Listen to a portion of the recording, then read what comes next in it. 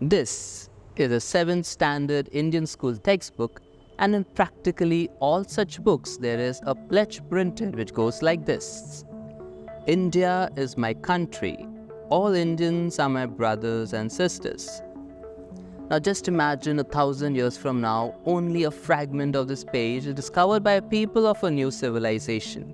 What would they make of this sentence? All Indians are my brothers and sisters. They might think that all the ancient Indians were literally brothers and sisters in the sense of having the same parents.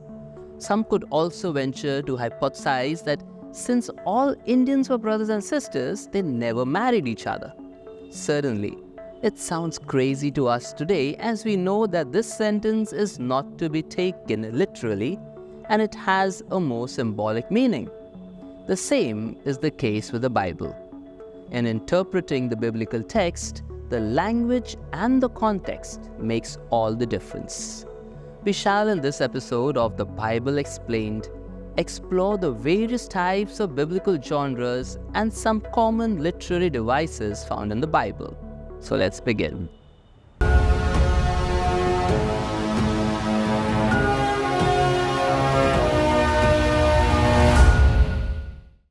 There are two terms that we first need to look at, namely genre and literary devices.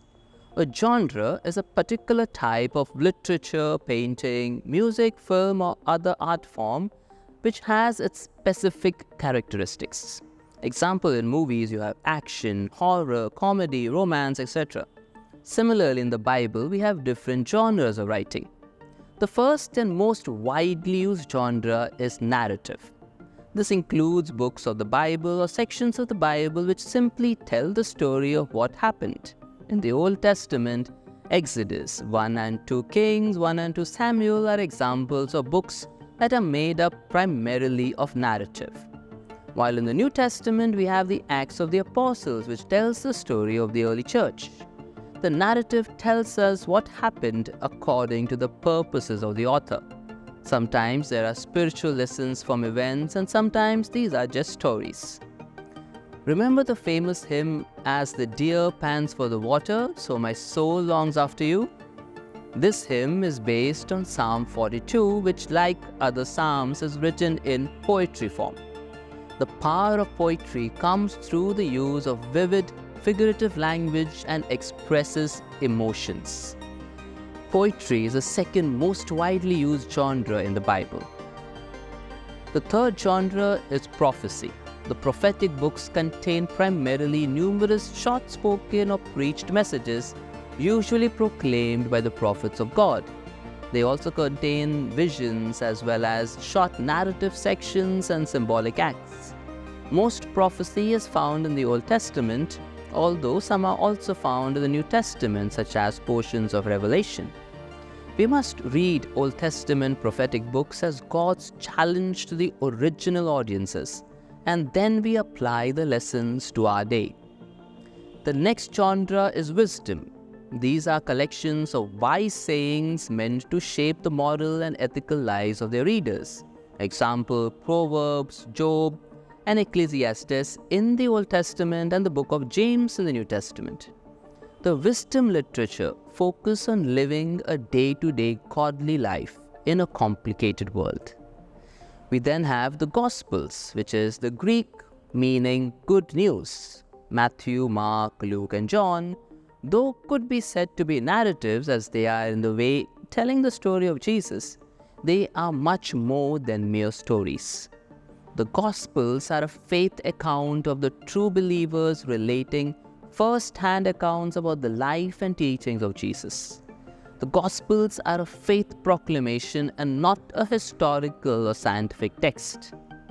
The next genre, very common especially in the New Testament, is letters. These letters are written by early church leaders to different specific individuals or groups of believers. These letters follow a structure pretty much like our letters today, and they had an opening greeting, a message, instructions, and also a closing expression of thanks and affection depending on the situation and purpose of the letter. The last genre is apocalyptic, or that which deals with the end of the world. The book of Revelation and parts of the book of Daniel are revelations. They proclaim urgent messages to their original audiences and not to be taken as a prophecy of something that is going to happen in the future. They employ much symbolic language which has to be studied diligently before beginning to interpret their meaning. Having looked at these different genres, it becomes quite apparent that if we don't account for the genre, then we will certainly misunderstand and misapply the truth of God's word. Genres also show how God's word is dynamic and is the God experience of different authors gets expressed in a wide and varied way. Each writer expresses the ideas in his mind in a different manner, and to do so, one has to use what we call literary devices. Now, a literary device is a technique that the writers use to create a special effect in their writing, to convey meaning or to help readers understand their writing on a deeper level. You'll have to brush up on your English grammar a bit here, but I'm sure you would have heard these words at some point or the other. Some of the commonly used literary devices are irony. We see this in 2 Samuel chapter 12 verses 1 to 13 in the way that Nathan confronts David after his sins of adultery and murder. Metaphor. The Lord is my rock, my fortress and my deliverer. My God is my rock, in whom I take refuge, my shield and the horn of my salvation, my stronghold.